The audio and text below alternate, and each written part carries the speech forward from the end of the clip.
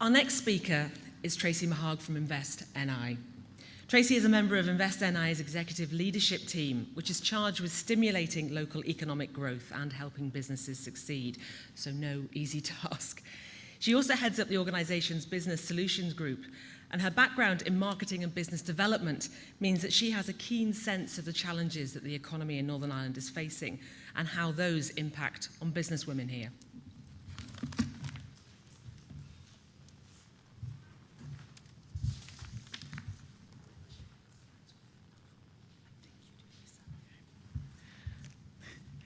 Good morning, everybody. Just trying to work out the way this, yes, okay. Right, we've got that bit sorted. In the midst of a global downturn, leaders throughout the world are urgently seeking ways to sustain and stimulate economic growth. Now, in the past, a company's competitiveness was deemed to be based on its natural resources, but today, the most critical factor in growing and rebuilding global economies is talent. Within Invest Northern Ireland, we too have recognised the most fundamental issue in both attracting new businesses and growing Indigenous business is talent.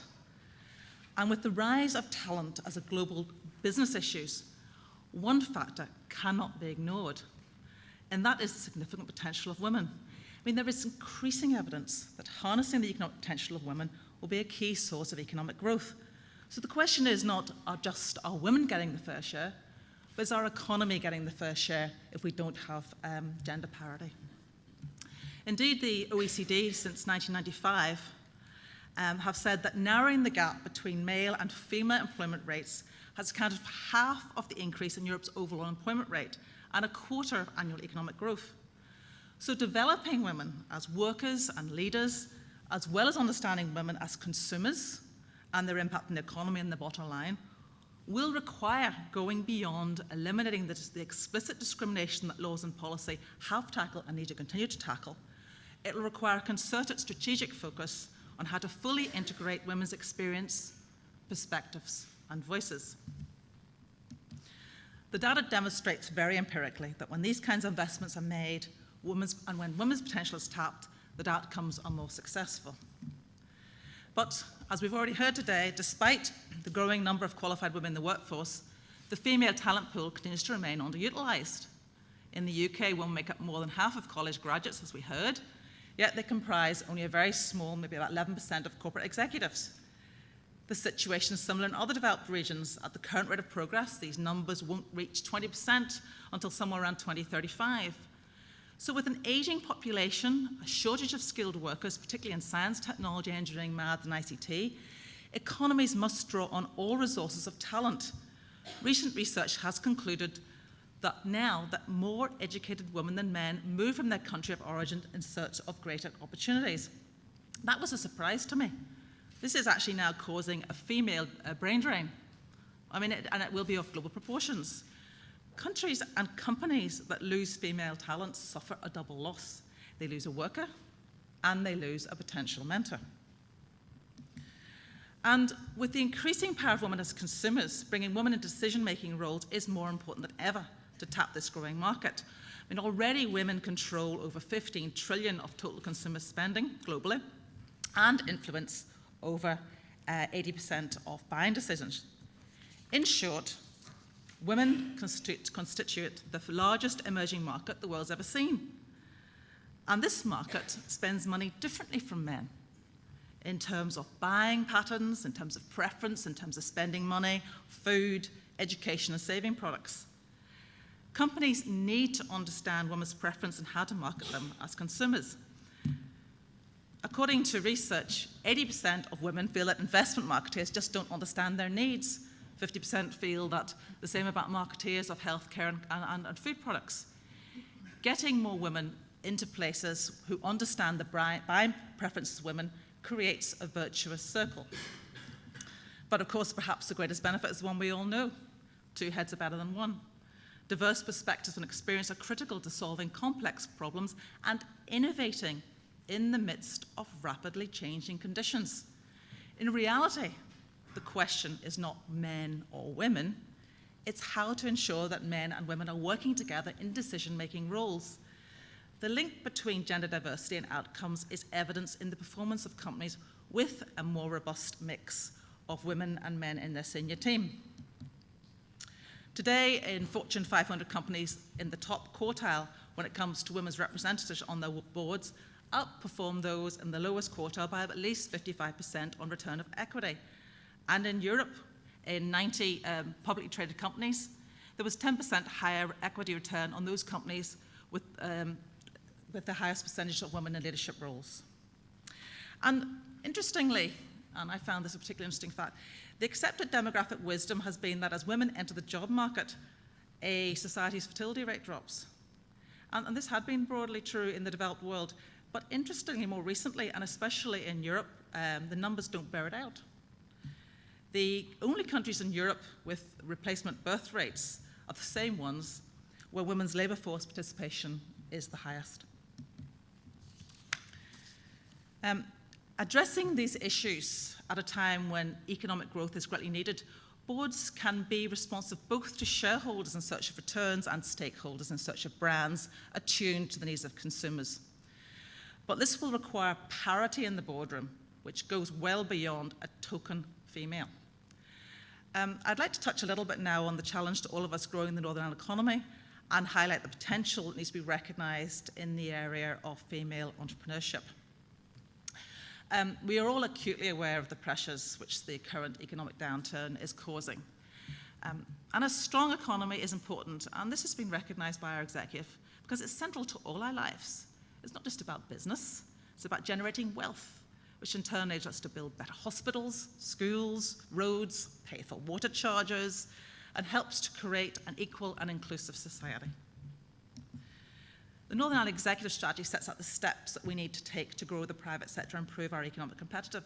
And it's fantastic that the total executive have signed up to a strategy which puts the economy right in the centre of that, but for the reasons I've outlined. The strategy is focused not just on rebuilding our economy through business startups, export success and job creation, but also on rebalancing it by moving it from overdependence on the public sector. We need strong leaders to drive this change, both in business and in government. And I personally would like to see more females among these leaders. But the potential contribution of women to the economy lies not only in leadership, but also in their roles as entrepreneurs. In their quest for rewarding work, high-achieving women are very often starting their own businesses. Now, in the United States, nearly all net job creation since 1980 has come from small businesses that have been operating for fewer than 5 years. And the number of women-owned business in this category is growing at twice the rate of overall growth. With this in mind, we in Northern Ireland, we're focusing, how do we capitalise on this network of women entrepreneurs? How do we nurture them? How do we fund them? And in Northern Ireland, I don't think you can overstate the importance of entrepreneurs to the future of our local economy. Business startups are the very lifeblood of the Northern Ireland economy, as we are essentially a small business economy.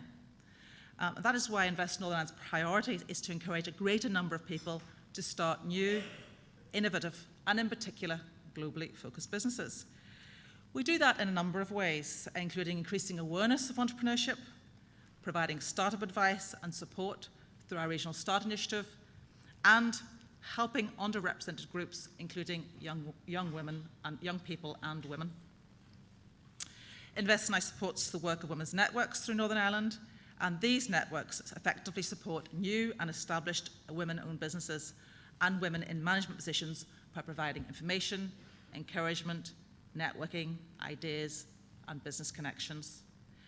In the last financial year, we provided support for over 2,500 new business startups in Northern Ireland.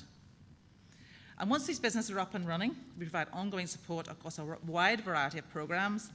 In the last financial year, almost £47 million, that's 64% of support offered directly to business by Invest NI went to local SMEs. I know a lot of people think that all of our money goes to the large corporates, but in fact, that is not the case. And I tell you, we spend an awful lot more time working with the small SMEs. And of course, our support is not just financial. In fact, it's the time spent by Invest NI staff helping business identify their barriers to growth and taking steps to overcome their challenges. Of course, women entrepreneurs have often specific barriers and indeed perceived barriers to growing a business, and it's important that they receive very tailored advice and support. So, given that we're doing these things, how are we doing? Well, in 2011, the level of female entrepreneurial activity in Northern Ireland was 4.3% compared to 10.3% for males.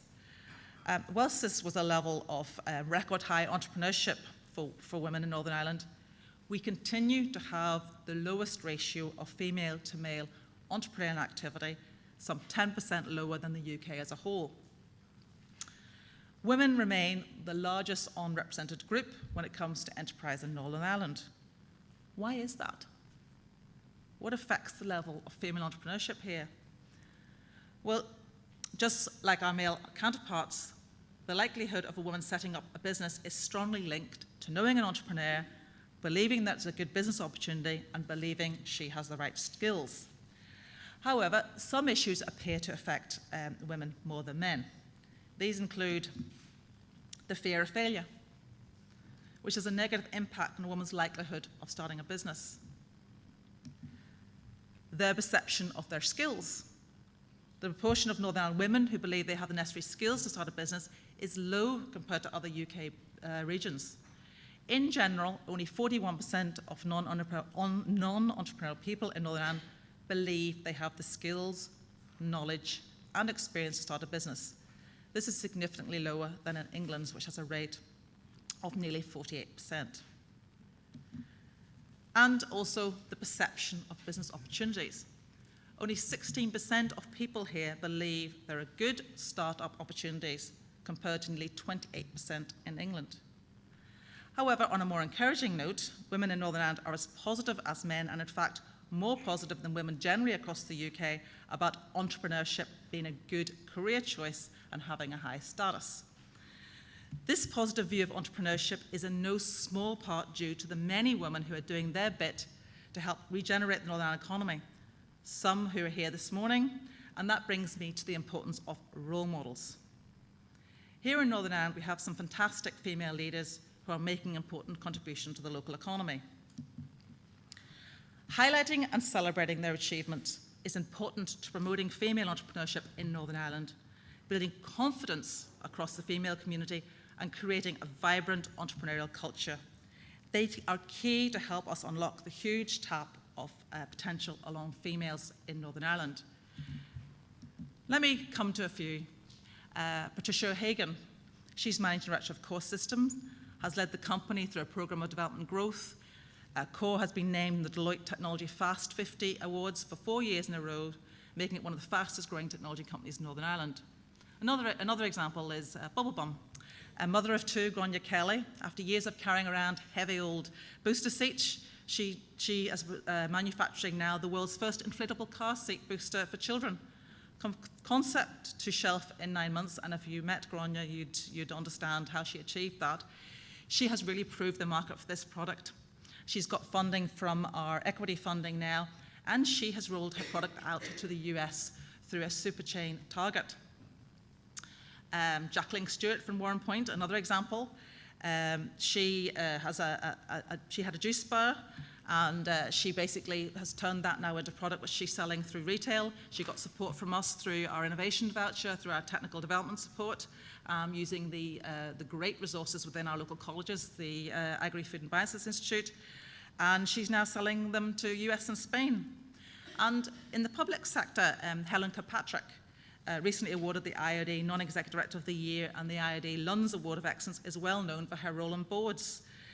Most recently, she was temporary chair of the UTV Media, and I know her well because she works in Invest Northern Ireland, and she's a fantastic woman. And of course, our politicians are role models for us as well. We have Minister McCann here today, and also my own Minister, Minister Foster.